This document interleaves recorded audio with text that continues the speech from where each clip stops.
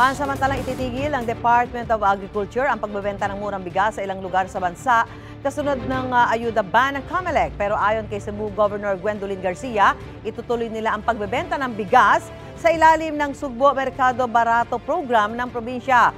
Live mula sa Cebu City, may unang balita si Alan Domingo ng GMA Regional TV. Alan?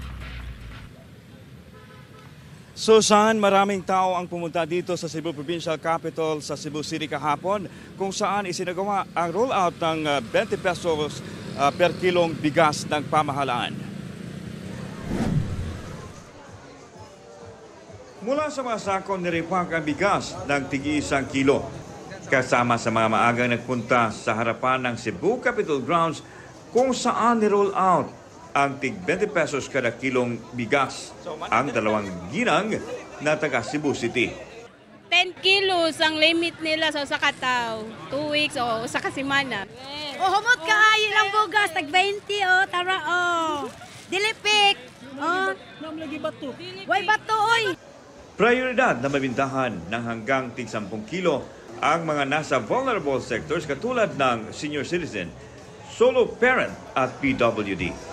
Sa unang araw ng rollout, 500 sako ng bigas lang muna ang ibibenta sa harapan ng Provincial Capitol Ground. Ang buhatan sa NFA karon, gi-collaborate na tanang mga source regions nga mo augment para masustiniran kining gikinahanglanon in maong programa. Dumalo sa rollout ng programa si DA Secretary Francisco Chu Laurel Jr. Para ipakita na walang problema sa binibintang murang bigas, isinaing ito at kinain sa tanghalian. Ipinagbigay alam naman ni Secretary Laurel, pansamantalang ititigil ang pagbibinta ng murang bigas simula ngayong araw at magre-resume pagkatapos ng eleksyon. Alinsunod sa pahayag ni COMELEC Chairman George Erwin Garcia. To be on the safe side, siyempre ayaw din naman natin na ayoko naman makasuhan. Iginiit ni Governor Garcia na hindi ayuda ang nasabing programa dahil ibinibinta ang bigas sa murang halaga. Kaya tuloy ang bintahan ng bigas sa ilalim ng Sugbo Merkado Barato program ng probinsya. I got it from the chairman himself na for the province of Cebu, pwede naman this program can go on.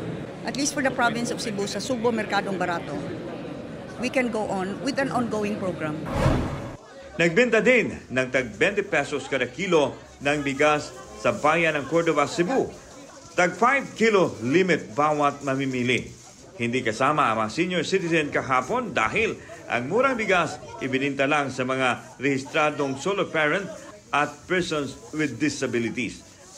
Dahil bawal ang ayuda simula ngayong araw hanggang sa May 12, wala munang ibibintang murang bigas. Nag-order na po si Mayor of 40,000 sacks sa NFA.